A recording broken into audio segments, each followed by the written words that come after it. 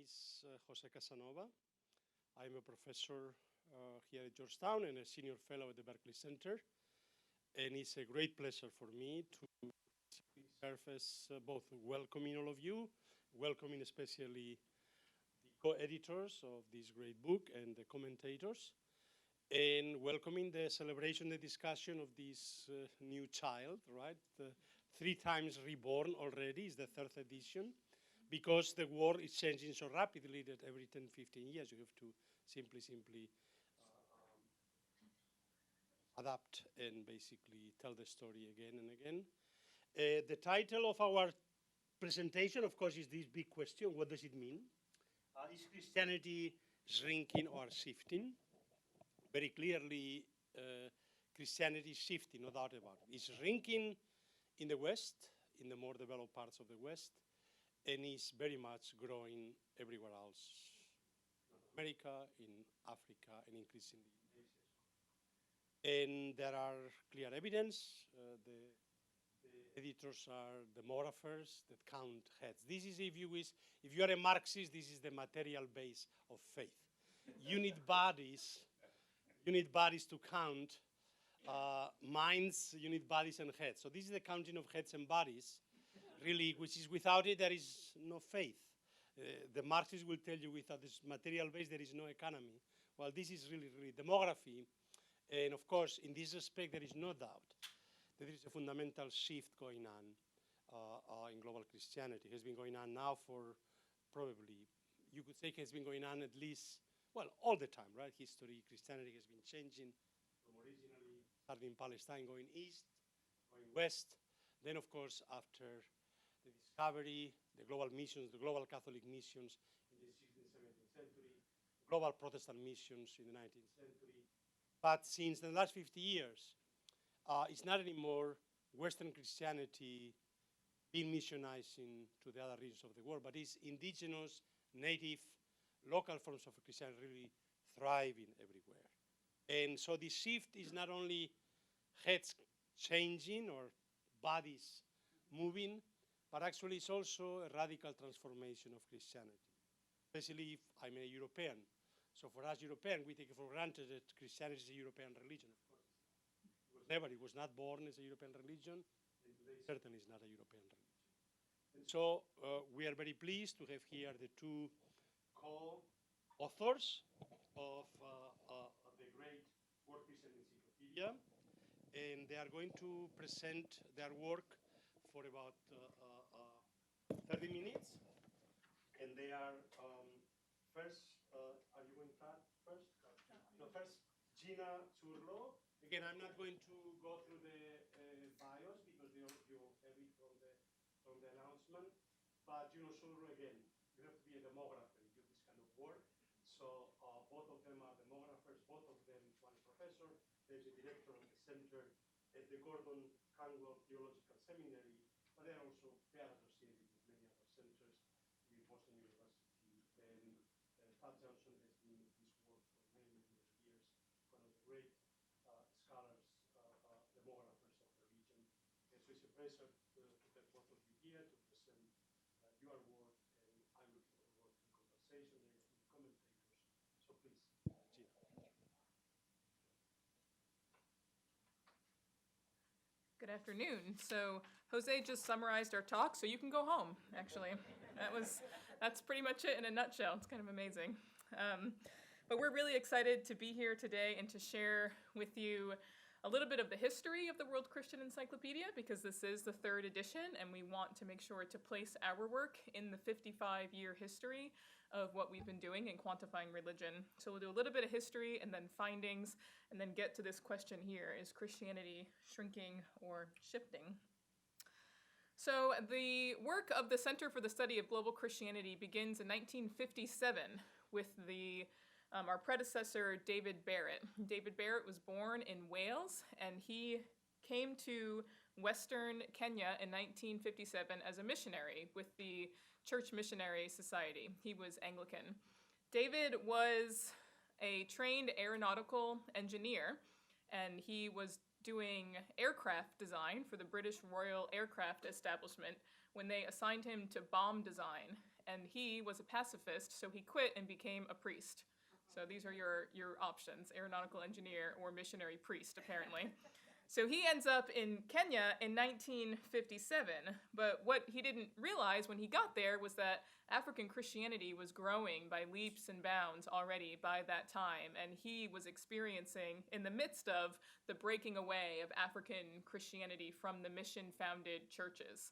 And so this really shaped his understanding of what was happening in East Africa, which then he expanded into research all around the world. So he started doing research in Kenya, expanded it to East Africa, and then the world. And in 1965, the Unit of Research of the Church of the Province of East Africa was founded. And this is the first iteration of what is now the Center for the Study of Global Christianity. So we trace our history back to the founding of this center in 1965. And Barrett was in a rather unique position, heading the unit of research as a white missionary working under an African bishop. He supported indigenous clergy, but he also often clashed with his African superiors because he had this global vision of doing research all around the world, but in the midst of Africanization and Kenyanization of the churches, they wanted him just to focus on Christianity in Kenya. But Barrett's vision was just far larger than that. Over the course of the 1960s and 70s, he traveled to 212 countries in search of the most up-to-date information on Christianity around the world.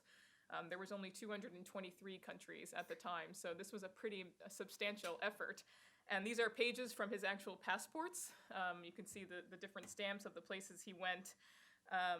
And he did this because he realized that there was such a lack of information available on Christianity around the world. All the previous books and sources omitted pretty substantial movements of Christianity around the world. And because he was experiencing African Christianity, he was spurred by the question of, if this is happening here, is it happening everywhere else? Is it happening anywhere else? And so in order to do that, he had to travel. And he, on his travels, he met with church leaders, he went to government offices in search of unpublished information. Often he found census data that had never been published, and he would analyze the records himself. In one case, he found census returns that he analyzed himself that were unpublished, and then they were soon destroyed after that. And so he had access to primary sources that weren't available elsewhere. He received a PhD in religion from Columbia University in 1965, and his doctoral dissertation was published in 1968 as Schism and Renewal, and it was an analysis of 6,000 different new African Christian movements, or religious movements. And so this really put him on the world stage as an expert in African religion. So as he was doing his research, he was doing this in the 1960s during a time where a lot of people were saying that religion was going to die out by the year 2000. So famously, Peter Berger, sociologist Peter Berger, predicted the demise of religion and had this quote that perhaps many of us know: by the 21st century, religious believers are likely to be found only in small sects, huddled together to resist a worldwide secular culture. And so Barrett was hearing this at Columbia, but he was working in the African context, doing his own demography of Christianity, and he said there was going to be 350 million Christians in Africa by the year 2000. And of course, Peter Berger famously recanted his position in the 90s, and he said, "I think what I and most other sociologists of religion wrote in the 1960s was a mistake." And I think the work of David Barrett contributed to this shift that the sociology of religion had. He was, you can think of him in some sense as a lone voice in the wilderness saying, actually, I don't think that's what's going to happen. In 1982, the first edition of the World Christian Encyclopedia was released, and here's a picture of David Barrett giving a copy to Pope John Paul II. And it received a lot of press around the world, and we had an article come out in Time magazine that the encyclopedia was called A Miracle from Nairobi, and David Barrett was called the Linnaeus of religious demography, as someone who created the great taxonomy of religion around the world. In 1985, he left Kenya and he moved to Richmond, Virginia to work with the Southern Baptist Foreign Mission Board. He went on to start many publications that we still continue today. Here's a sample from the Britannica Book of the Year, which contained every analysis of world religions, and now we have continued this research tradition in the World Almanac, so trying to have our information out there in a substantial way. Todd Johnson joined the work in 1989, and together Todd and David Barrett came out with the second edition of the World Christian Encyclopedia in 2001. We moved to Gordon Conwell Theological Seminary in 2003, which is on the North Shore of Boston, and we launched, oh, that's us. That's our center. We have the best couch on campus. We just have to live into our identity as globalists. And then we also released the World Christian Database at that time. So the World Christian Database was finally a public place where people could access all of our information. And this gets updated 4 times a year, worldchristiandatabase.org. In 2005, our data made the front page of the New York Times, which is a rather substantial achievement from a research center that started with one missionary in Western Kenya in 1957. So it just showed that we've come quite a long way in what we're doing, and we're proud to continue on the legacy of David Barrett. In perhaps great irony, we were invited by Peter Berger to start a research center at Boston University, which is now the International Religious Demography Project. Peter Berger ended up being a great supporter of our work. And if you knew Peter Berger, he had a pretty interesting sense of humor. And he said this about us: ask them how many Lutherans there are in Mongolia and how many Buddhists in Finland. They will within a few minutes come back with a reasonably accurate answer. We thought, we'll take it. That's pretty good. And then we've also launched the World Religion Database at that time, too. We came out with the Atlas of Global Christianity in 2009, which is a full-color treatment of Christianity by region around the world with Edinburgh University Press. And then our colleague David Barrett died in 2011.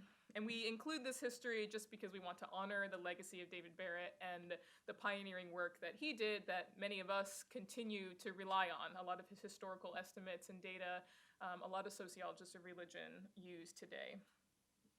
We signed contracts with Edinburgh University Press in 2014 for the 3rd edition of the World Christian Encyclopedia and a 10-volume series that we're doing on Christianity in each region. And each of these volumes include essays from Christians in those regions. So the book on North Africa and West Asia, the Middle East, the articles in that book are written by Middle Eastern Christians. So we're really doing our best to bring up the voices from places around the world in representation of Christianity. We celebrated 50 years of research in 2015. From our founding in 1965. And then finally, we're here. The World Christian Encyclopedia 3rd edition is out, and we're really excited to share some of the findings of the encyclopedia with you today. Here's a sample country page. We chose one that was only 2 pages long, so it would look nice on the screen. So here's Turkmenistan, which you might not know a lot about religion in Turkmenistan, but that's one of the features of the encyclopedia, is that it has a country article, 234 of them, every country in the world. And it includes maps, basic demographic information, socioeconomic and gender indicators to give you contextual information, a table of religions, a history, graphs, photos, and then this here is a table of every denomination in the country. And one of the really fun parts of this project was finding new photos of Christianity and Christians in every country of the world. And it revealed a very different picture, actually. We tasked a research assistant to unearth photos of Christians doing stuff around the world. Anything, prayer, worship, baptism, weddings, funeral, whatever it is. Just go find pictures of Christians doing stuff. And this research assistant unearthed mostly pictures of women. And I thought, this is interesting. When you go out to look for photos of what Christians are doing, you find women. But when you read the histories of Christianity in all these places, you find the stories of men. And so that really got me thinking about what we're doing here in our research. And it actually has launched a project that we're doing now, Women in World Christianity, of assigning a percent female to every denomination in every country of the world so that we can round out our analysis better. So this here is what I have dedicated my life's work to, is this very exciting line graph of Christianity around the world from 1900 with projections moving forward. Aren't you happy to have my job? But this line graph, which shows almost nothing, is actually really deceiving because Christianity in the 20th century has changed dramatically. And so it's a really interesting thing looking at the global level and then unpacking that underneath. Here's what Christianity, am I supposed to be switching to you? I am. I'm going to keep going, apparently. I'm going to do the next two and then I'll switch, sorry. So during this time, Christianity has what we call shifted to the global south. So here's a map of Christianity in the year 1900, and you have the circles for the Christian populations. You see lots of Christians, mostly in Europe and also in North America, but by today, we see a much bigger difference. We see the larger populations of Christians in the global south, still many Christians in the north, but the proportions have changed dramatically. And I'll turn it over to Todd now to continue the findings. Thanks.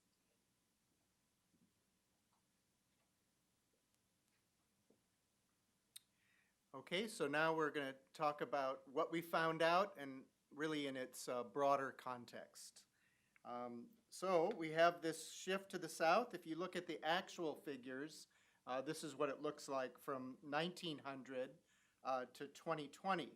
So 82% of all Christians in 1900 were Europeans or people of European descent, mainly in North America.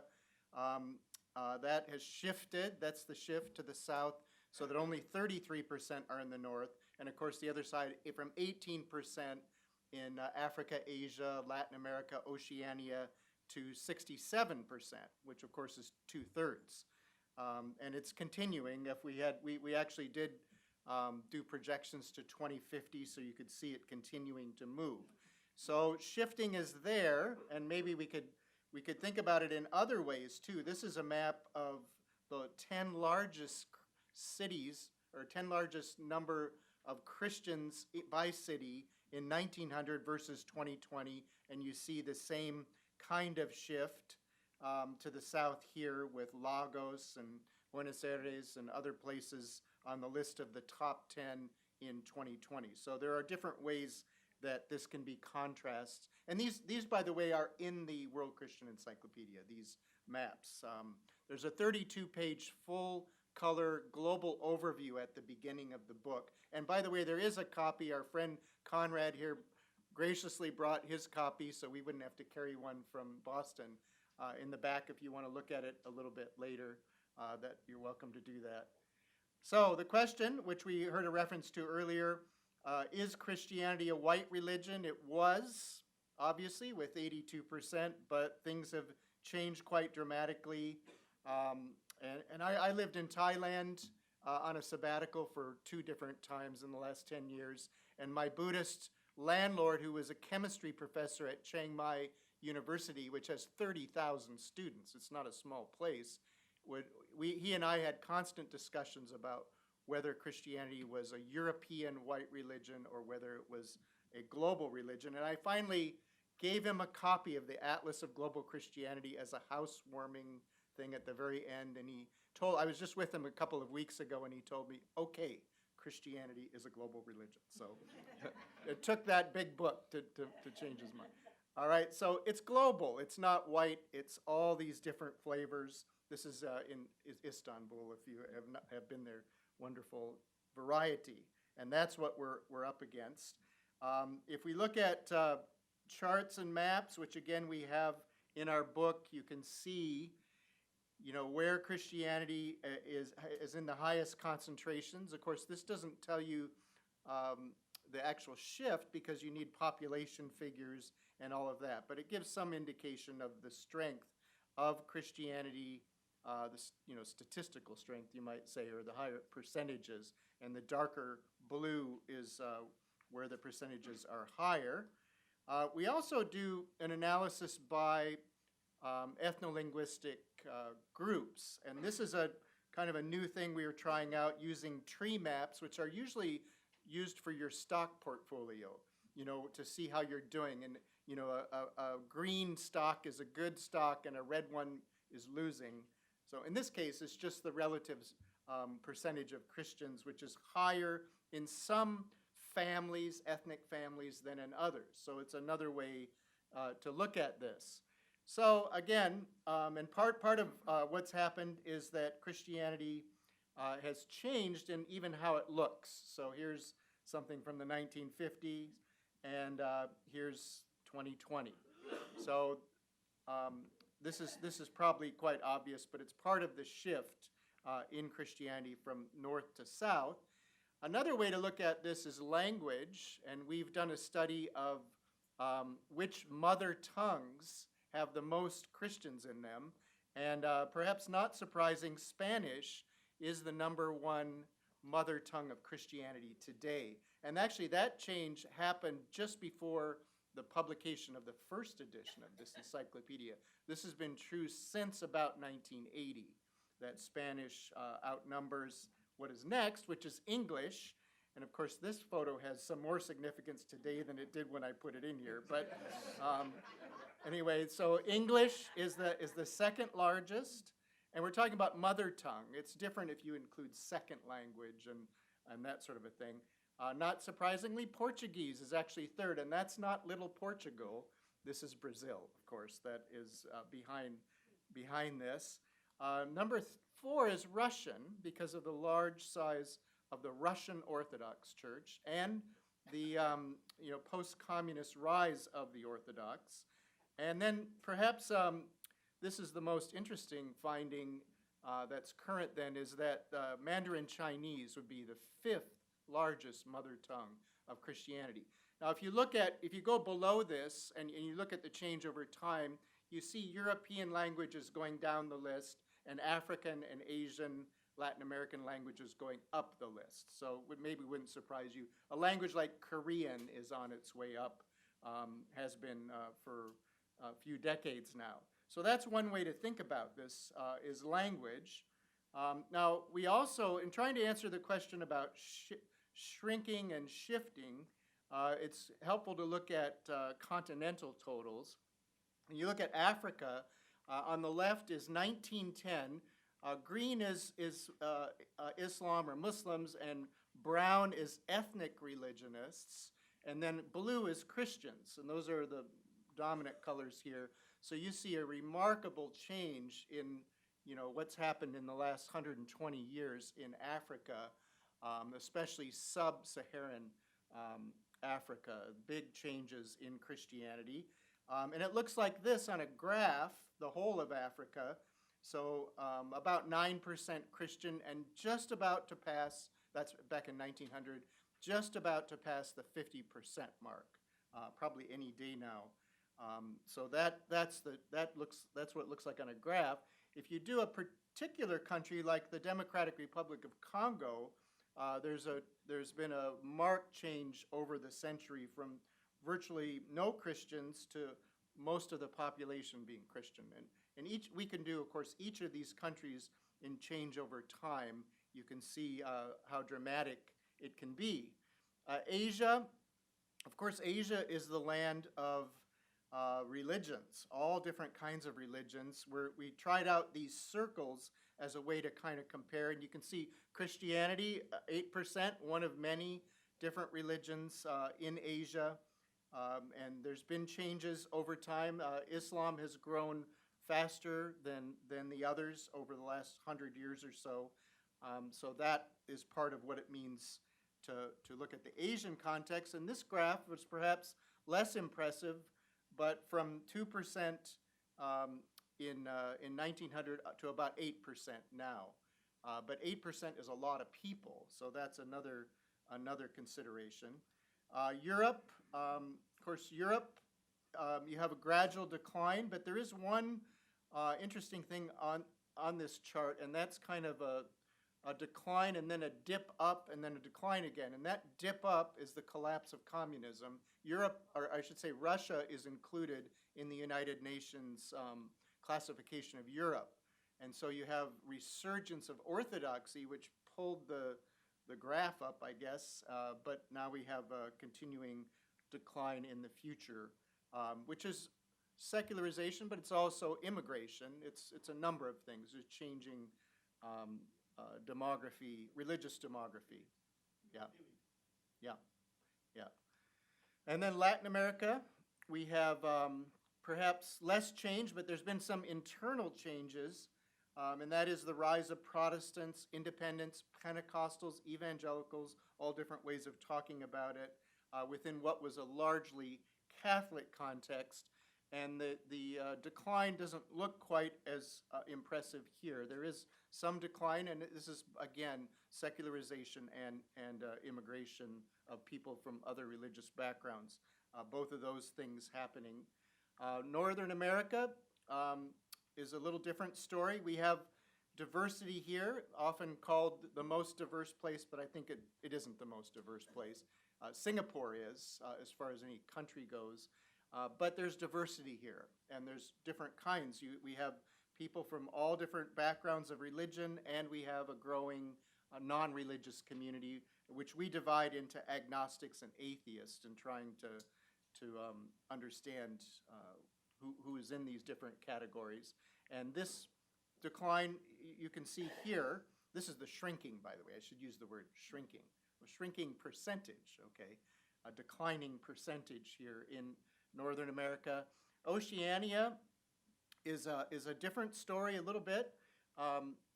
This graph shows the rise of Christianity in a lot of the islands, and particularly Papua New Guinea over that century, and then secularization in the two largest pieces of Oceania, which are Australia and New Zealand.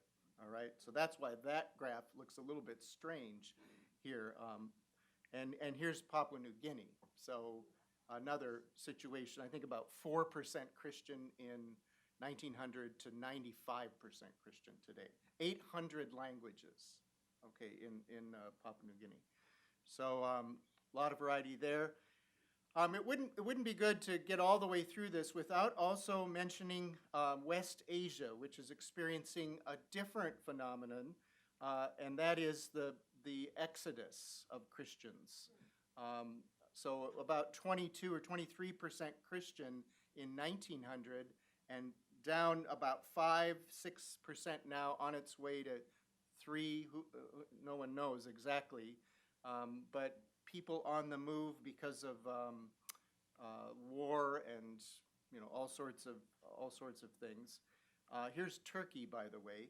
Turkey was 25% or 24% Christian in 1900 and is 0.2% Christian today.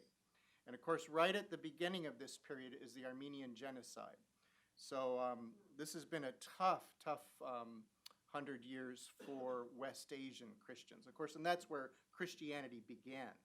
All right, so just wanted to put that in there. We'll come back to that. So then what is our conclusion on this question? You like that? Shrinking, shifting, deflating. I don't know what other words we could use.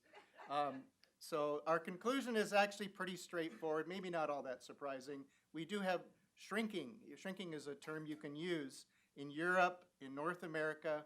But I think I'd like to point out that besides this phenomenon, as I just said, there's a different kind of shrinking, and that's through persecution and war and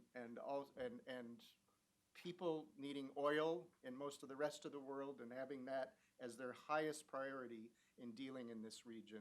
So this has had a devastating effect. I'm teaching global Christianity at Boston University this semester, and I had a Syrian former head of the Middle East Council of Churches was in my class 2 days ago, and he said they simply have no hope. And we said, what can we do in America? He said, there's nothing you can do. Because don't do anything. The more you do, the worse it gets, is essentially what he said. And it was pretty sobering for our class. And this is what that looks like. But we're shifting as well. Okay, we're seeing a shift in Christianity, a growth, as you said, in the global south. And that's real, and it is changing the face of Christianity. I was at the 500th anniversary of the Protestant Reformation in Wittenberg, Germany in 2017, and there were 100 people in the room, and my research, which I presented, said 41% of all Protestants in 2017 are Africans. There are about 5 Africans in the room, thinking, why aren't there more Africans if we're trying to be, representative? So that's a challenge. That's a big challenge for most of the people representing Christianity are still very European, very white, and so on. So that's just an internal thing that somebody should think about before too long here. Actually, I didn't mention it, but the shift, just coincidentally, the shift of the majority of people being from the global south happened almost precisely on the publication of the first edition of this encyclopedia. It was about October of 1981, we think. So it was just about the time that book was coming out. Yeah, well, I don't know. But the timing was remarkable looking back. And I would just say, here's my wife and I in Wittenberg in 2017 experiencing the shrinking as we talked to various people about the European situation. Here we are in Istanbul overlooking the Blue Mosque with a book about Christianity in Turkey in front of me here. I do a study abroad. I take people to Uzbekistan and Turkey, and here we are in seeing the shrinking in that sense. But we also experienced the shift. This was an embarrassing time for me. I thought I was going to speak to about 50 Thai Christians, and 1,000 Thai Christians showed up for this conference because this is the future of Christianity. So I got to talk to them about the shift, and it was really a wonderful time. I was on sabbatical that year. I had a great time with them. And then you can go out into the middle of nowhere into Uzbekistan and you find a growing Christian community. And of course, Uzbeks were Christians long before Scandinavians, which was what I am. So this is pretty interesting from a personal point of view. And with that, I will conclude. Thank you. Thank you. Thank you, Tad. Now we have to bring both comments and questions. We have 3 discussants. They will go in this order. First, we have Mark Gray, who is from Georgetown, from the School of Continuing Studies, but is also director of Catholic Polls at the Center for Applied Research of the Associate CARA, which is one of our quantitative head-counting pastoral agencies in the United States here in Georgetown. Then we have from the other big center counting heads of religious people around the world, from the Pew Research Center, we have Conrad Hackett, who is Associate Director of Research and Senior Demographer. They've done probably, along with this, the most. And to count not only heads and bodies, but also what is inside the heads, asking people about how the religious they are and what do they do, etc. So, and this is really a contribution that the Pew has done now for many years. And then we have as the third commentator, my own colleague from sociology, professor of sociology, Becky Su, who actually wrote the foreword for the Encyclopedia. And so please, in this order, each of you have 7 to 10 minutes, please.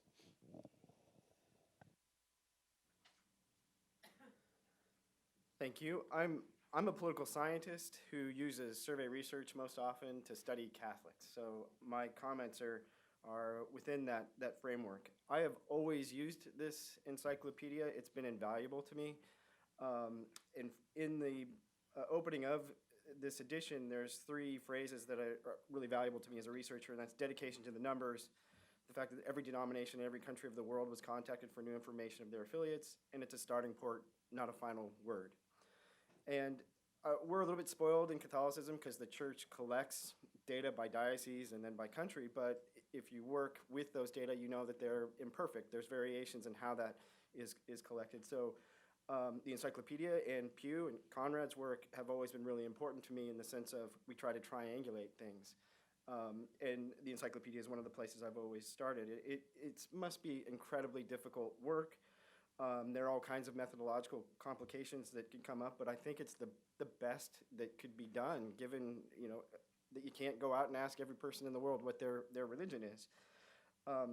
So for me, I'm going to go over what I thought was the key points that I took from this edition. And I really appreciated the world as 100 Christians graphic. I think it really is, it communicates well to the person who's not a religion researcher. And the thing that struck me is the great diversity that exists now among the world's Christians in tradition, in language, in geography.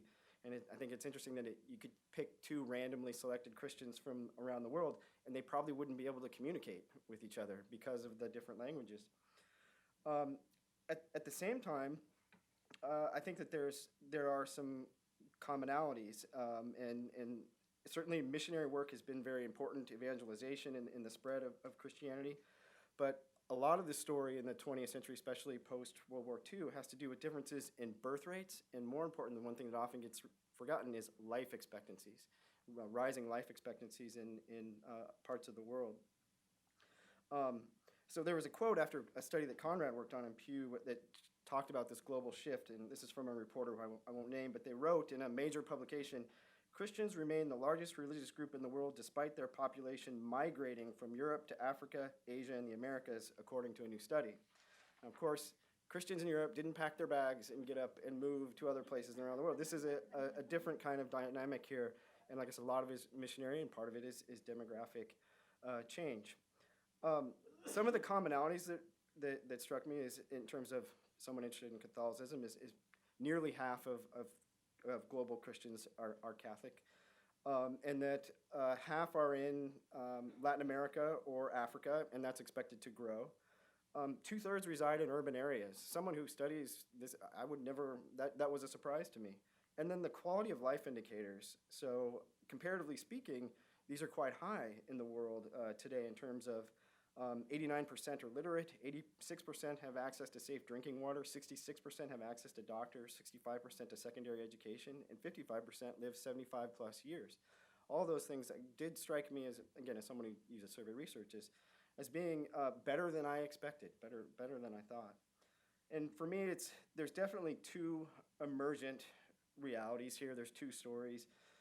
There is what's going on in the West, or more appropriately saying the North, and then what's going on in the South, with Africa being especially important. Christianity is definitely, it's expected to grow in the North, but that's in number, not in percentage.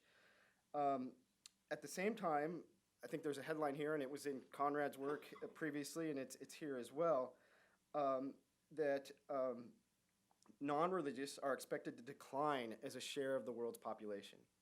No reporter in this country will write that in a story or in a headline because it defies conventional wisdom. It's outside of the Western experience, but it is a reality, and it's part of its demographic. Again, the countries with the highest rates of natural change in terms of this increases number of Christians just being about of fertility and life expectancy, places like Congo, Nigeria, Brazil, and Mexico, whereas conversions, it's China, India, Tanzania, Mozambique. China, to me, is the big wild card. It's difficult to understand what's going on there. We heard a lot about the Soviet Union. We're in a very similar position where China has a certain repressive nature about religion, and getting information out of that country is very, very difficult. If that were ever to change, I would imagine we might see something parallel to what we saw with the fall of the Soviet Union in terms of religion being very different than what we perceive here today. And I can't emphasize enough that births are not the most important factor here in terms of demography. We are not in a baby boom. We have not been in a baby boom since 2000. We reached kind of peak childhood. A lot of people, growing population is really a good story. It's a great story. People are living longer in parts of the world where they didn't before. So with that, you get these increases in population. It's an amazing success story, but it's not about babies. It's about people reaching old age and still having the religion that they were raised in. At the same time, that is a measure of an increase in the quality of life. And we know, or at least it's posited among many social scientists who put out modernization theories, is that the more you increase the quality of life, the standard of living, the more likely people are to become more secular. Now, there's all kinds of wrinkles and difficulties with that model, especially when you look at empirically at the data. But when we look at the North, we do see that there is secularization that coincides with an increase in standards of living and incomes. And there's something here going on in the North that isn't just life cycle. It's clear that a lot of these young people who are growing up, who either leave their religion or are not raised non-religious, they're not going to become more religious as they age. And the real question is that going to happen again in the global South? Because our estimates of what's going to happen in 2050, we don't know, depending on how things change here. It's also the case that much of the diminishment of religion in places like Europe, in the North, has to do with fertility that's below replacement rate. People just aren't having enough children to replace themselves, and then if you have immigration from the South to the North, you get a whole changing dynamic of what Christianity and what religion looks like in general. So for Catholicism, someone like me who looks at the numbers, there's a lot of positives here, at least in the estimates for the future, that Catholicism is supposed to double in Africa, grow by 35% in Asia, 25% in Oceania, 8% in North America, 6% in Latin America, but decline by 13% in Europe. Overall, it's supposed to grow 25% globally between now and 2050. But at the same time, it's going to stay the exact stable percentage that we expect here globally. So it's that other story of that stable line, but all this change going on underneath. We're lucky at CARE. We have sisters and clergy coming from Africa to come work with us, and hopefully they take back the tools they learn from us and create little research centers over in their countries, and they're going to need it. I think that's one of the important questions that's raised here. Africa became the continent with the most Christians in 2018. This marks a milestone, I'm quoting here, and raises several important issues. Are Christian resources shifting? I can only speak to Catholicism here, but there is a real issue here. If you're in the United States and you're in a Catholic parish, it wouldn't be unusual for your pastor to be from Nigeria or for Ghana, for international priests to be coming here to serve.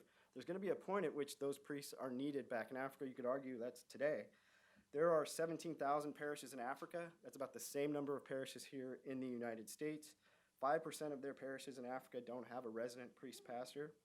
And there's 4,307 Catholics per parish in the United States, but there's 13,629 per parish in Africa. So the church has a real challenge to grow infrastructure. And while in the College of Cardinals, 13% of voting cardinals are from Africa, 19% of the population is there, and by 2050 it's supposed to be 31%. So you hear the news media talk about what's the future for an African pope. It's a very real reality in this century that type of decision may be made there. The only concern I had, and it's not a mistake by any means, in the discussion of Catholicism, the sex abuse scandals are brought up, and it's a global issue. It definitely deserves to be there. It's really important. What I just hope is that the reporter that picks this up, or the other kind of researcher who's not well versed in this picks this up, thinks that the decline in Catholicism is somehow linked to that abuse scandal. And what I can say is, from survey research, we know it's very uncommon for people who've left Catholicism to say that that's the reason. By no means am I saying it's not important. Just empirically, we just don't see a connection between people leaving the faith and that abuse scandal. If you look at like Exit, Voice, and Loyalty, Albert Hirschman's classic work, Catholics appear to be choosing voice and loyalty instead of exit. The unresearched hypothesis that I'd really like to see is, and where I do think the sex abuse crisis has mattered, is on the conversion side. There are fewer and fewer adults of other faiths who are choosing to join Catholicism. And we see that in the data. And again, I don't have, it's just a valid hypothesis, I think, is that people are less likely, if you're not Catholic, you're less likely to join this church while the sex abuse crisis is in the background. So while it may not lead to people leaving, it certainly is hurting the conversion into Catholicism. Thank you.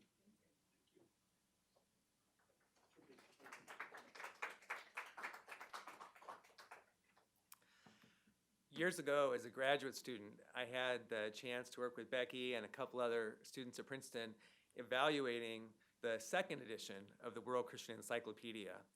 And my reaction to spending time studying this was just awe at the audacity and ambition of the team that put this together with modest resources to make not only contemporary estimates for the size of thousands of religious groups, aggregated into the large groups that we've talked about here generally today, but also historical estimates and projections for the future, I thought, they've done a great job, and I would never want to undertake anything like this.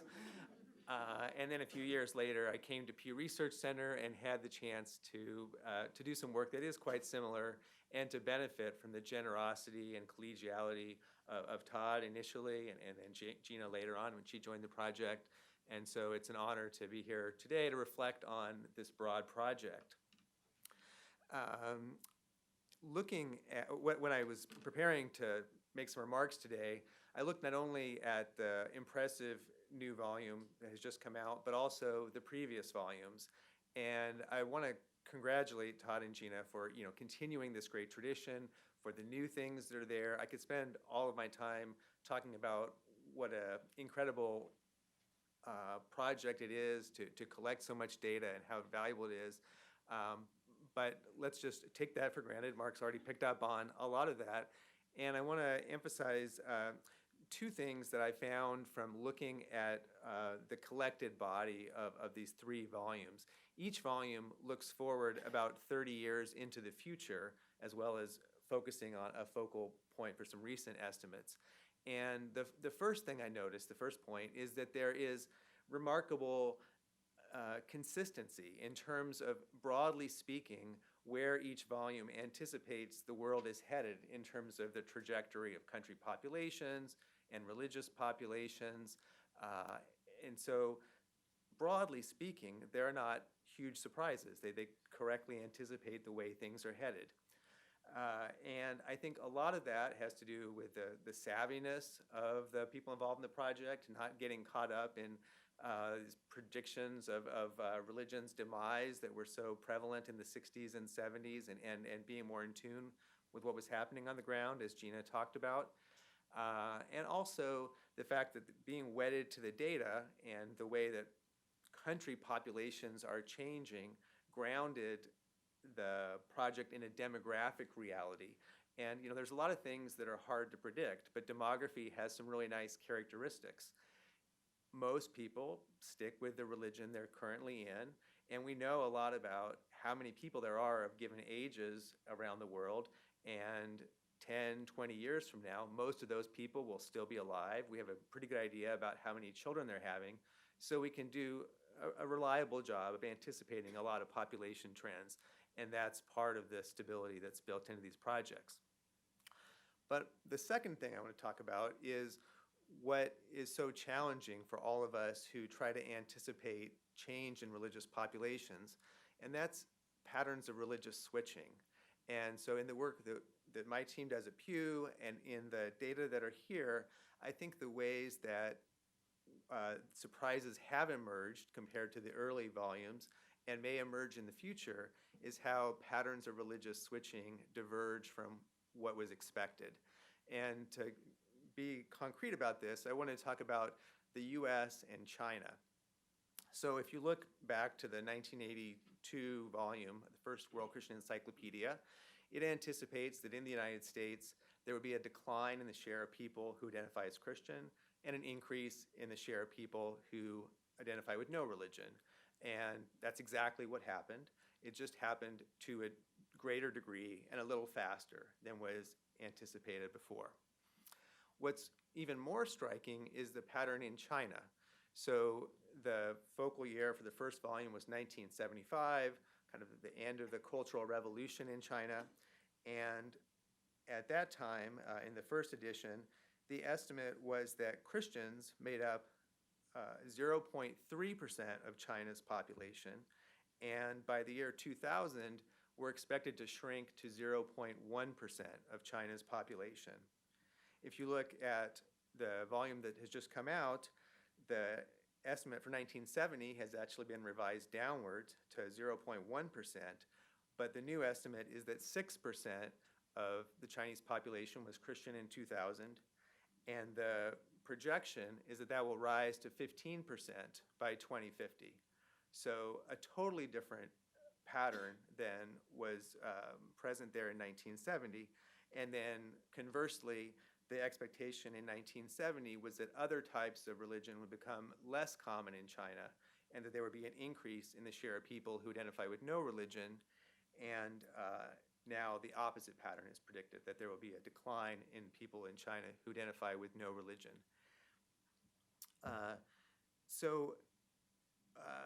There's a lot more to be said about China, and perhaps Becky may say something about that as somebody who's worked a lot on China. It's a difficult place to anticipate trends, but the bottom line is we just don't know for sure what's going to happen in terms of patterns of switching. Peter Berger, back in the 60s, was anticipating major patterns of switching such that we'd have this disappearance of religion.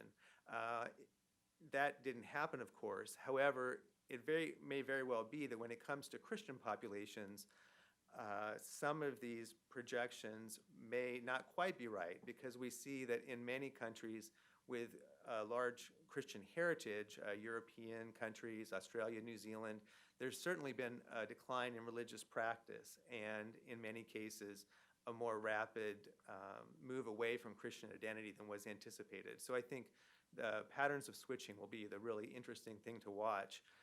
And it'll be fascinating to come back here in 30 years and see just how the numbers compare from what's anticipated.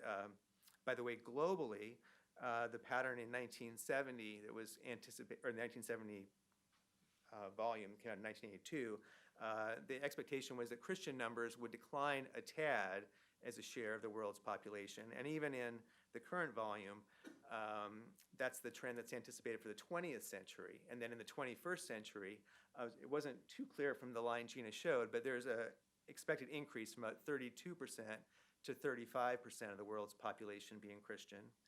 And globally, the pattern for nuns was that there was an expected rise of about 1% from 20% to 21% nuns in the year 2000. The current volume anticipates a decline from 19% people with no religion in 1970 down to 9% in 2050.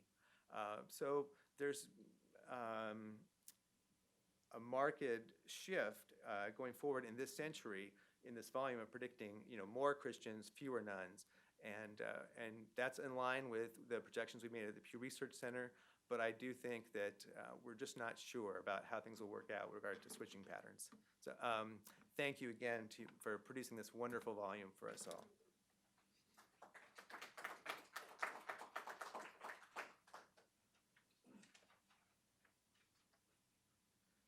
Hi, my name is Becky Sue. So because I got to write the foreword to this volume, I'm gonna just indulge myself and sing a couple praises about this volume. So one of before I go on, so one thing that I really like about the World Christian Encyclopedia is that it's probably the only kind of data set that is really and truly built from the ground up.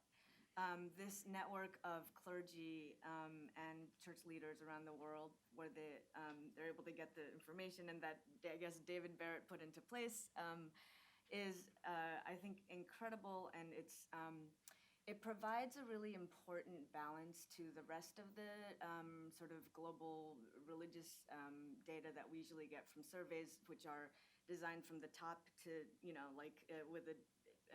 designed with questions and then sort of administered from the top, I guess. But this kind of, what this volume does is really different, and I think that's why it's so important and so unique among the rest of the data sets. I also love it because so the second thing, because it does this work of deprovincializing. So this is somebody else's term, but deprovincializing let's say the United States. So making the United States only one case out of many. And, so that helps to decenter the study of religion from like the United States, North America and Western Europe to, that's just one thing happening in the whole world. What's going on in the whole world? So, and I think that's really crucial to the study of religion because we can't understand things without understanding what's happening, how they fit into the globe as a whole. Okay, so I'm a sociologist who has done fieldwork in China, and let's see, I am trained in sociology of religion. So I'm looking at the things right now, and I think in the direction of sociology of religion that is looking at how things don't fit into currently sort of accepted taxonomies. And I think what works with sort of what's called the world religions paradigm or the world religions categories, i.e. Christian, Muslim, Buddhist, Hindu, our normal accepted ones. That works for counting Christians because Christians self-identify, usually express belief, are usually members in a church, and usually study some kind of a sacred text that is held in common. But it doesn't work as much for some places, so including China. And so I guess I'll just talk a little bit about what doesn't work for that in this taxonomy, but the promise or the way that the World Christian Encyclopedia actually is able to deal with that because of its network building from the ground up. But a preview of why I think the World Christian Encyclopedia can deal with it is what Gina said about being able to tell the network of churches, like, can you find pictures of Christians doing stuff? And then being able to see, like, what's in the pictures, and then being able to see, oh, wow, what's wrong with, what can we do about our current sort of approach? So, okay. So in China, 19% of people say that they are affiliated with some religion, so that they have a religious affiliation. But 65% say that they have worshipped a god in some setting recently. And I think that is sort of this tells us that religious affiliation won't tell us what's going on with religion in China. The reason is partly because for many Chinese people, religion is not necessarily a self-identified adherence to one thing, but more like something you do when you need to. So one analogy is like going to a doctor. When you need more spiritual health, when you have something go wrong, then you go. But you can go to more than one doctor. So you can go to, in one day, somebody could go to like a Buddhist temple, but also a folk sort of like local temple, but maybe also a Taoist one. And then there's nothing wrong with that. It's not immoral and it's not being disloyal. And maybe somebody, people also go on sort of these it's like going to a spa. Like some people might be like, oh yeah, I'm going on vacation, next week. Oh, what are you doing for your vacation? Oh, a couple of friends and I are gonna go like hiking to temples. It's a hike and it's good for your health, but bodily and spiritual, and it's a thing we're doing. Like that's the kind of way people talk about religious activities. And so I'm kind of working on figuring out how to measure or understand religion more in terms of activity than affiliation. 4 things that I'm interested in, and I think this might work, is 1, approach to the afterlife, 2, prayer, 3, rituals, and 4, cultivation of virtue. So like the things that people do in these ways that are in these 4 things. And these are in addition maybe to the things that we usually think about for religion, which is self-identification or adherence, studying a sacred text, belief, and membership. So let's see. I guess I'm already at 6 minutes, so I'm gonna wind down. I was gonna say a little more, but okay, so back to the World Christian Encyclopedia, and I think what I love about it, this big network of clergy and church leaders around the world who are on the ground, who are able to give information and to like describe what's going on in their communities, is I think an incredible resource to be mobilized. And I think it's amazing. I think it's the way to, I guess, gather data not only on adherence, but exactly on activity. Like that's the exact stuff that you can ask them and they'll tell you, like, oh yeah, people are doing this these days. Or like, this year there's been this other stuff happening. And even like the way that you were talking about, like just take pictures of stuff and then, oh wow, there's women who are doing all this stuff, and they tend to be doing this, this, this, and this. Amazing. I guess I'm super excited about not just this volume, but the future direction of the World Christian Encyclopedia and the work that they're doing. Thanks. Thank you very much. Why don't you, Todd and Gina, come up here and we'll open the floor. You may want to say some word as a response before we open, but please, both of you come here and we'll other questions from the audience.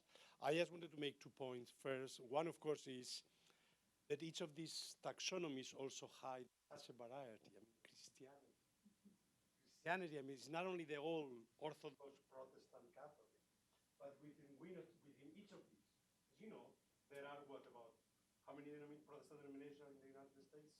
900, no, 1,000, couple, several thousand. Several thousand, okay, so several thousand. But it's not only denominations, but again, the way Christianity is lived. 2 days ago, we had a job candidate for Religions of the Global South, in Brazilian, who is doing work. And this post-Pentecostal religious community, which is becoming Jewish. And basically, they are Orthodox, and they dress like Orthodox. They eat like Orthodox. They have rituals like Orthodox. They are simply Jesuit Christians, namely Jesuit the Messiah. And again, for them, Paul does not enter into the. So once we enter into the varieties of Christianity, exactly, the category itself gives us a lot, but it also hides the tremendous diversity. And you could go in any religion. So on the one hand, it's true that affiliation is clear in the case of Christianity. But what is behind this affiliation? The different types of activities, the different ways of being Christian, is so, especially once Christianity goes beyond the traditional main churches that were controlled from above by religious elites, and now really is religion from the ground up. People themselves starting communities, religious communities, and this is, of course, one of the big differences. The other, of course, is that on the one hand, people raise questions about these taxonomies. These work, on the one hand, help us understand reality, but it also, to a certain extent, constructs reality, because it then becomes a real social fact. And people began to call themselves what they've been called by. So this is part, but this is the point in which even these taxonomies have been created.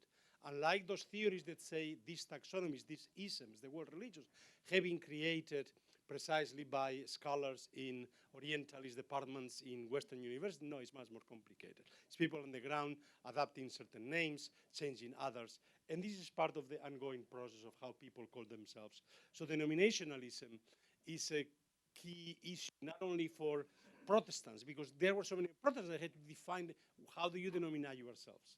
And now, of course, is the very denominations in the world, everybody calling themselves something. And this is part of the process of going global. So globalization is also an interesting question. So please, we are going to open. Would you like to first make a comment to discuss to anything that has been said? So please, identify yourselves. And please. Yes, my name is Gloria Moran. I'm a canon lawyer and civil lawyer. So my question, I don't know nothing about statistics or demography, but I was, familiar to studying the Catholic Church in Europe. And my question has to do with statistics. You see, when I was walking quite often on the streets of Rome, at the Vatican City, I could be aware of the following. Nuns over 70, they were mostly Italians or Spaniards. 50s, if they were in their 50s, probably Polish. Then in the 40s, quite most Latin American. And the rest, 20s and 30s, they are definitely from India and from China. That's just the perception that I see, which I don't know nothing about it. But my point is the following. How can you count the heads? We're talking about counting heads. Well, you can say that somebody, identify initially by baptism as a Catholic, they turn into, Protestant, and later on ends as Muslim. You can count it by 3. And it's just one head. My problem is dealing with the methodology of statistics. I tell you specifically about the Catholic Church, which I'm more familiar. You can count Catholics in different ways. By baptism records, which is not accurate, just diocese information. Then you can count by attending religious services, which is quite less. Let's say that if you have 90% Catholics, you only have less than 10% attending in Europe. And then you can count by tax records, which in Spain and in Europe, we have a tax system. And you can see, for example, in West Germany, at the beginning, after the falling of the wall, everybody's supposed to be Catholic or Protestants or whatever. When they have to pay this tremendous amount of taxes, they quit by millions. So how you count them? That's my simple question. Thank you. Simple question. How do you count all these billions of heads? Well, is this on? Okay, so. Is a green light there? No, maybe not. So you press the button. You press the button. Okay, so we gather all the information from all the different groups. Let's just talk about Christians for a minute because it's complicated enough. And this goes back to the first edition of our book, is that when Barrett pulled together all the different groups and he tried to do the math, there were too many people. And what that meant is that there was multiple affiliation. That's one of the things you're getting at. And so what we try to do is report on what each of the groups says their situation is, and then we use multiple affiliation and disaffiliation and other ways. So we're not only just adding up positive numbers, we're having to use negative numbers to match this particular reality. So that has been true throughout our entire history, that we are recognizing what we call double affiliation, but we recognize it can be triple or more. So that's a very good observation, and we ourselves have to do some mathematics to get everything to add up properly. With religions, it's a little bit more complicated. We're not capable of identifying all the different religious combinations, except to say that we know they exist. Maybe someone in the future will try, and not me. Okay, not her. Good. So, yeah, thank you. We identified a Japanese who is Shinto at birth, Christian at marriage, Buddhist at death, and yet atheist throughout. Yeah. We give them your phone number. Please. Yes. Identify yourself, please. My name's Greg Drury. I consider myself a contemporary, and you'll know why when I ask my question. And that is the last presenter actually covered something I was going to address, which is I think originally religion was based on people's mental health, their depression, other things that, and then as communities or cultures became more economically sufficient, they turned to pharmaceuticals and psychologists, and they even developed their own techniques for reconciliation and for going inward. So now as people become more sophisticated, it seems like they, and for me anyway, as a contemplative, as things become more sophisticated, they want to go back to the simplistic, or what was religiously the cosmological. So they're going back to some of those, and that's why I love this moving target of this religion, like counting statistics everywhere, and it keeps changing, because as a species we evolve and our needs change, but as people become more materially self-sufficient, they actually evolve to a point where they realize that's not the ultimate fulfillment. So they may want to come back to that silent state and do more meditative, like meditation, and yoga is just going through the charts right now. So I'm just thinking, do you see any of those affecting the numbers? And also the fact that Pope Francis really seems like he's addressing with Laudato Si the real more sophisticated Catholics, about becoming self-sufficient and stewardship of the earth and things like that. I don't know. It's sort of a mixed question, but. Yeah, so I think you raise a lot of issues about the substance of religion, and that's one of the things that we, in some ways, are limited to address, to be honest, because what we're trying to do is produce best estimates of every, religious affiliation in every country of the world. And so sometimes in our own reporting, we miss a little bit of the diversity of practice and some of these trends when we're taking this 30,000-foot view. Now, that being said, there's an interesting thing, because while I was writing the third edition of the World Christian Encyclopedia, I was doing my dissertation on David Barrett and the first edition of the World Christian Encyclopedia. So trying to understand what Barrett did and what the method was and what we can do better, what can we improve on for the third edition. And in some ways it's easier to do this work now, and in some ways it's harder. And in the way that it's easier because we have the internet, right? I didn't have to go to 212 countries to do, it'd be fun to do that, I guess, but you don't have to. But it's harder because of the disaffiliation and the deinstitutionalization of Christianity happening, that so few, in the West at least, people are disaffiliating from churches, but they're not necessarily not Christian. And this is the hardest thing for us to figure out. And we had this category of unaffiliated Christians, people who are still Christian, they still believe in God, they still pray, they might even go to church, but their name doesn't appear on any church roll anymore. In the 70s, when Barrett did this, your name was on a church roll, but that's a 20th century model of Christianity, and now we're in the 21st century, and it's not like that anymore. So we're having to deal with these issues, and from a quantitative perspective of a taxonomy, this is a big challenge for us. But it might also give us some insight into these kinds of things, into what's happening in China, where in other places where Christianity doesn't look like that either. So we might be on the cusp of something, of how to do this in the 21st century. Maybe we're 20 years behind already, but that's something we're working on. Hi, my name's Catherine Turjak. I'm an undergraduate student from King's College London. I'm here at GW for the semester. I was just wondering what criteria you guys use to define Christian.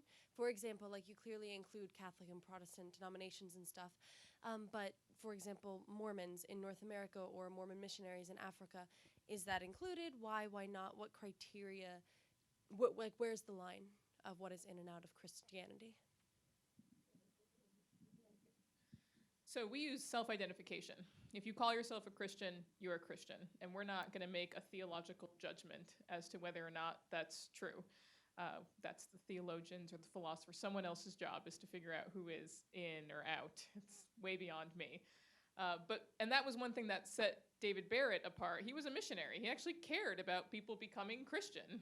That was his vocation, in a sense. But yet he too believed in the ability to declare yourself as one thing or another. So by using self-identification, groups like Mormons and Jehovah's Witnesses and groups that would be considered more marginal in some ways are considered Christian in our taxonomy.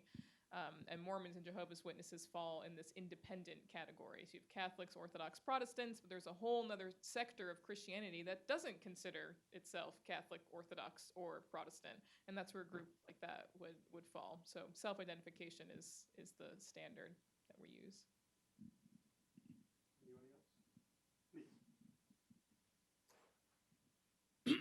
Thank you very much. I'm Benjamin Tour, retired diplomat.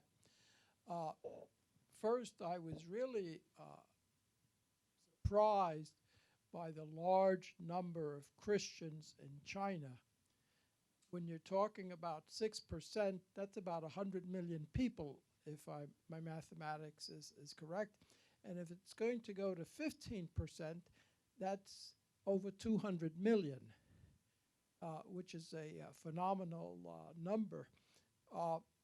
Secondly, I may have misheard, but some of the things that Todd Johnson said seem to differ from what I think it was Mark Gray said. Mark Gray said Christianity is growing, whereas Todd had in the upper left-hand corner a couple of words saying Christianity is shrinking and not just shifting. Both, of course, can't be right. My impression is that Christianity is growing. Okay, thank you. I'll start with that. And that's the problem with a rather rapid, imprecise presentation, because actually both are true.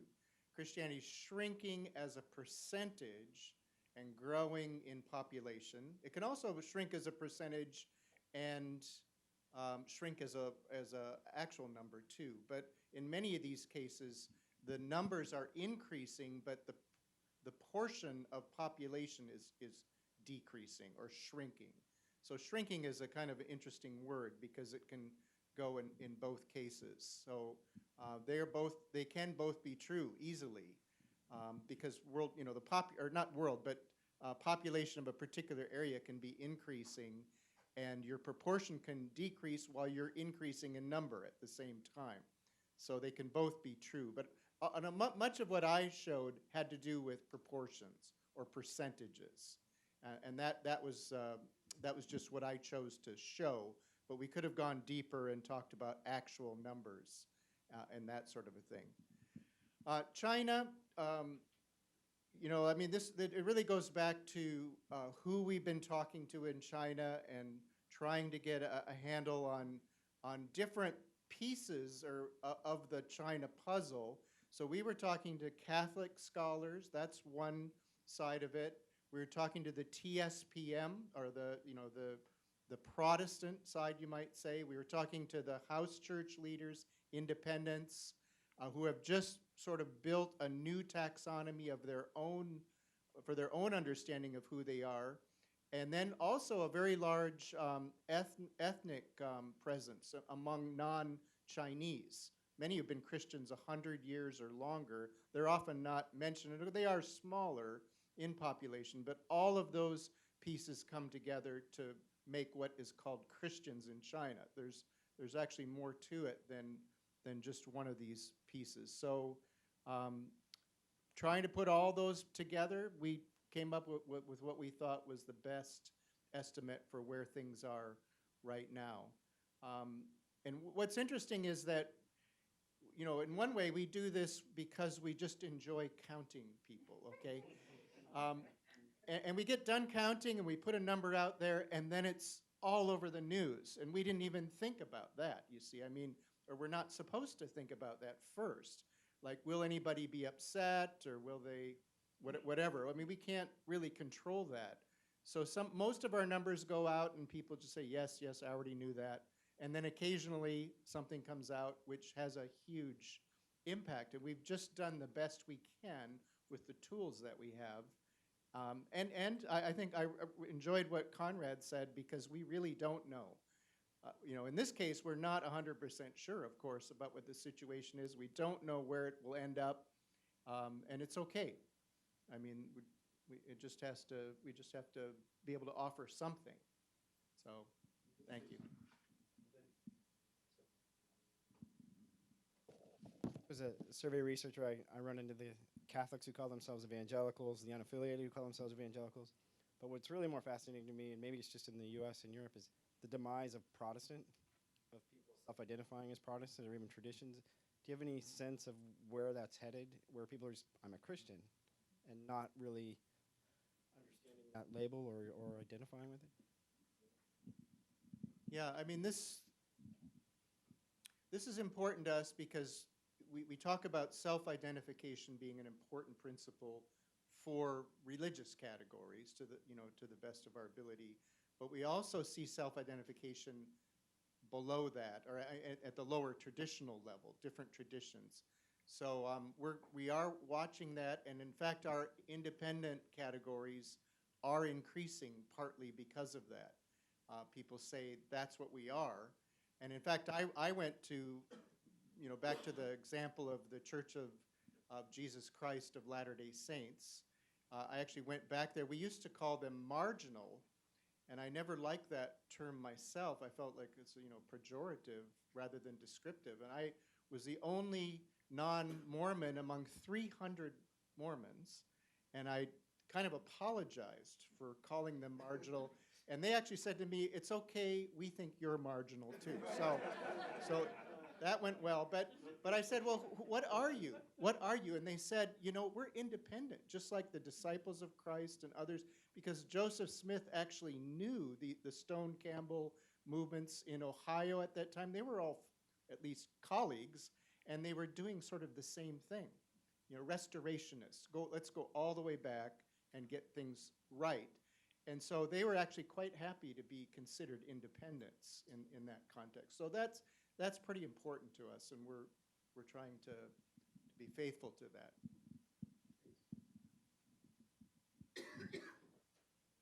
Paisley Samoa. I have the privilege of serving as secretary to the Global Christian Forum. Just a short question. What has been the response, and probably not the third edition, but the previous edition, what's been the response from the academy? And then also what's been the response from the church?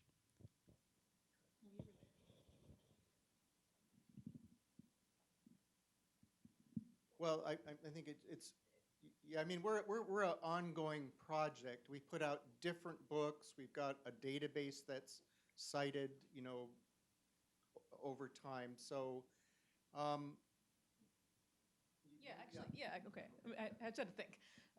So I think the first edition of the World Christian Encyclopedia was really a product of Barrett's differing contexts. So he was a missionary, but he also got a PhD in religion from Columbia in what they called the social scientific empirical study of religion. Right, just like that is Barrett right there. Deep-seated empiricism. And so the first edition encyclopedia, it was for the academy, really. It wasn't really for the church. It was in a sense because he was a missionary and he cared about the evangelization of peoples and all these kinds of things. And you know, why was Barrett the person to do this? It's because he did care about the rest of the world. A lot of sociologists maybe didn't care or think as much about the rest of the world, Western sociologists. And so the first edition was really deep-seated in the academy, I think, out of his background. The second edition was a little more evangelistic, really, and was in many ways geared more towards the missionary movement and what they called the push to the year AD 2000 of, you know, evangelizing the world before we're in the 21st century. And so when we put our heads together for the third edition, we said, let's go back to the beginning a little bit, because we really try to have that middle way between the church and the academy. We want our work to be accessible to both sides, to Catholic researchers just as much to quote secular researchers or sociologists. And so in doing that, we thought let's bring it back to the beginning and what Barrett sought out to do in the beginning. So I think it's used by both. But we're really trying to strive for that middle of the road approach. We have time for a final question. Yes, please, briefly. Catherine again. Just with many people were bringing up China and kind of the questions surrounding that. I was just wondering a bit about what the methodology is when you're kind of working with these underground churches that aren't communicating kind of with anybody. As far as I know, there is kind of a thriving underground church in China.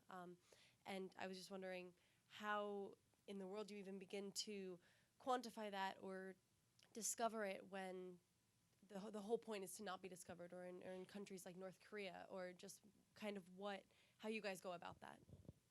Yeah, that's a great question. And it's a difficult question. We have to be very careful in the work that we do, because we don't want to put Christian groups that are already at risk at greater risk. And we do take that very, very seriously. And we have a lot of contacts around the world who will give us a little bit of information, but maybe not the whole picture, or denominations that'll give us data for 150 countries, but not these 25 countries. And so that happens a lot, which is why it's really important to understand that these are best estimates. But for the Chinese case, in one sense, they don't want to be known, but in another sense, these are highly organized churches. The underground church, that's kind of a misnomer, even just to call it that. I mean, these are highly organized, and in some ways, public churches. And so we know leaders of house church movements, and when we put together our new taxonomy of Christians in China, it had a lot of blank cells in the table, and we just distributed it to people that we knew and said, help us fill in these blanks. You know, what do you think this looks like? So it was a little bit of trial and error to fill in what the situation was. And it really takes a level of trust. And that's why this is the third edition. People know this tradition. They say, you know, we've given them information in the past. They used it wisely. And so that's why it's important to us to maintain good contacts with missionary communities, with church communities, and scholarly communities around the world. Can I also say, you know, there's maybe a myth that you know, the Chinese house church people don't know how to count or something. And I had a friend who was very close to one of the leading women. There's women that lead these groups, and he said to her, "How many house churches are you over?" Because it's kind of like a tiered system there. And without a beat, she said 16,437. So it's more organized in some ways than it sounds. The problem is that it's shifting constantly too. So it isn't that we can't, the minute we nail one thing down, then it's splits in two and shifts and someone else is in charge. And so that's the difficulty for us. But we shouldn't think that Chinese Christians don't know how to count. So thank you. Well, and this, thank you very much, Gina Tad, for bringing the third edition of the World Christian Encyclopedia to us for conversation, for discussion. And really thank you for all of us who work on this field. This is invaluable data. It's really, really the material base without which you cannot do anything. And even for people like me who work on the superstructure, nonetheless, without it, it's all empty. So thank you so much, and thank you all for coming.